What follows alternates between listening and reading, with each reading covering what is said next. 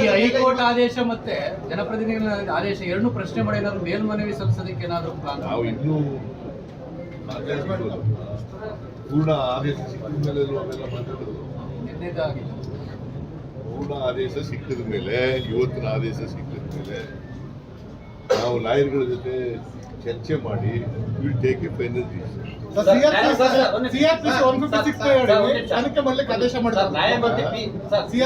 ಸರ್ಕಾರ ನ್ಯಾಯಮೂರ್ತಿ ಪಿ ದೇಸಾಯಿ ನೇತೃತ್ವದ ನ್ಯಾಯಾಂಗ ತನಿಖೆಯನ್ನು ಮಾಡ್ತಿದೆ. ಈ ತನಿಖೆಯನ್ನು ಮುಂದುವರಿಯುತ್ತೆ ಸರ್ ಇದ್ರ ನಡುವೆ? ಯಾವುದು ಸರ್ಕಾರ ರಚನೆ ಮಾಡಿದ್ರೆ ಅದಕ್ಕೆ ತಡೆ ಮಾಡಿದಾರ? ಇಲ್ಲ ಸರ್, ಅದು ಮುಂದುವರಿಯುತ್ತೆ. ಅದು ಇಡೀ ಮೂಡಕ್ಕೆ ಸಂಬಂಧಪಟ್ಟಂತೆ ಮುಂದುವರಿಯುತ್ತೆ. ಕಮಿಷನ್ ತಡೆ ಮಾಡಿಲ್ಲ,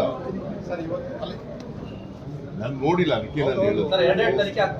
ಹೇಳಪ್ಪ, ನಾನು ಹೇಳ್ತೀನಿ, ನಾನು ಸಂಪೂರ್ಣ ಪ್ರತಿಕ್ರಿಯೆ ಕೊಡಬೇಕಂದ್ರೆ ಆದೇಶ ಓದಿದ ಮೇಲಲ್ಲೂ ಕೊಡೋದು, ಕ್ಯಾಶ್ ಪ್ಯಾಚ್ ಆಗಿ ಕೊಡಕ್ಕಾಗಲ್ಲ. ತನಿಖೆ ಬೇಡ, ಅಗತ್ಯತೆ ಇದೆಯಾ ಅಂತ ಈಗ ಕಮಿಷನ್ ಎನ್ಕ್ವೈರಿ ಆರ್ಡರ್ ಮಾಡ್ತಿರಲ್ಲ, ಅದು ಪ್ಯಾರಲಲ್ ಎನ್ಕ್ವೈರಿ ಆಗಲ್ಲ.